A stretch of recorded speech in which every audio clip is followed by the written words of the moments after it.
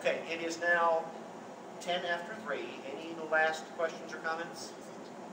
Yes, sir?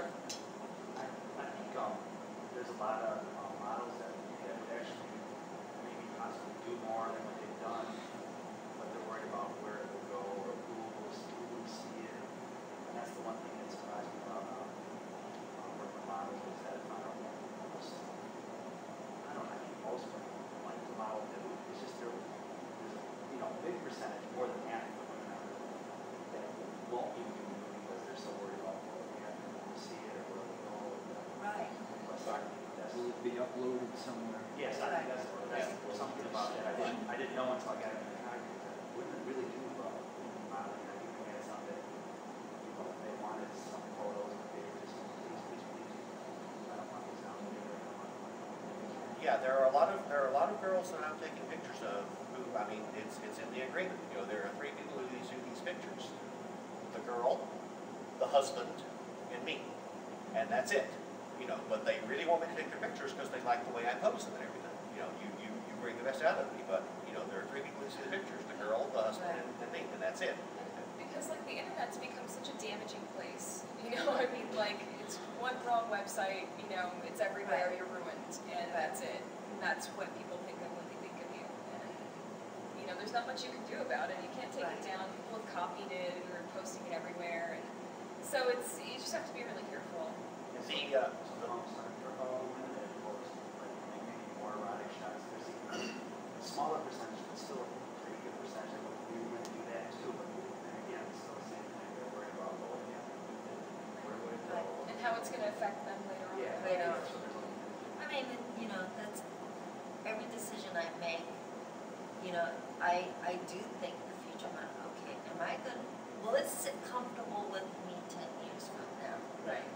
And once you've committed doing whether it's photos or video, you can't take it back. It's done. It's done. The 1984 photos that came out, they were shot a year or 2 before, that came out of, at the time, Miss America Vanessa Williams, okay? Before those were published by Penthouse, Hugh Hefner says that he was contacted with them, okay? And whoever sold them eventually to Penthouse, that Hefner says that he was contacted, and he says, I saw the photos, I saw the release, and I did the stupid thing. I said no to the guy. I should have said yes to the guy. I should have paid him $20,000 for these photos and then sat on them, because I guarantee you the release he was showing me did not cover these photos. Okay?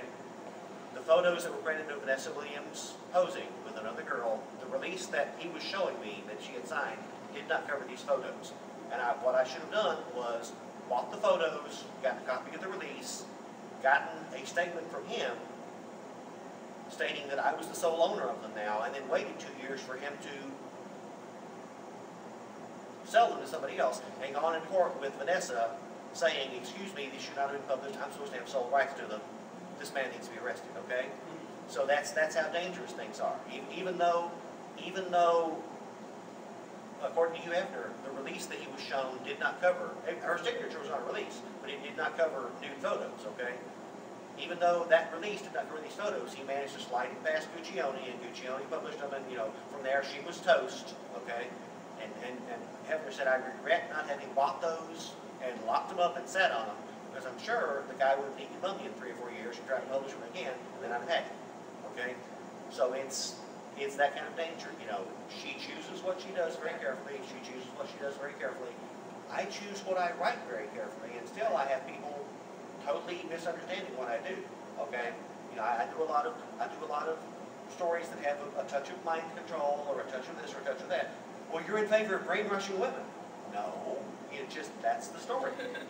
I have a story where you've got a serial killer, okay, a sociopathic individual who thinks he's found the perfect girl that he can go on a date with her and then do away with her and no one will ever catch him. And what he doesn't realize is that he's the one being played for a fool. But someone who reads the first chapter of that, it's going to be like, well, you're in favor of stuff stories. I'm like, no, I'm not. So people are going to read what they're going to read. It is 3:15. Oh, I'm sorry. One last thing, sir. Yeah, Yes. I just want to piggyback on your Hefner's anecdote. I think that's powerful, and I think that it exemplifies the class of Hefner, and the fact that all since the creation of the Playboy Enterprise is that they've maintained a lot of integrity to the brand.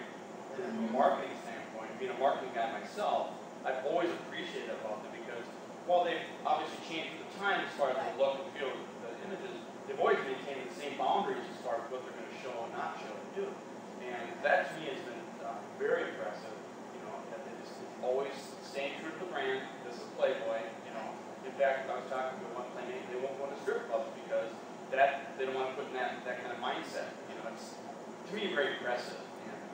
Hefner's philosophy basically is if the majority of the population is afraid for it to be seen on the coffee table, I don't want to be publishing that magazine.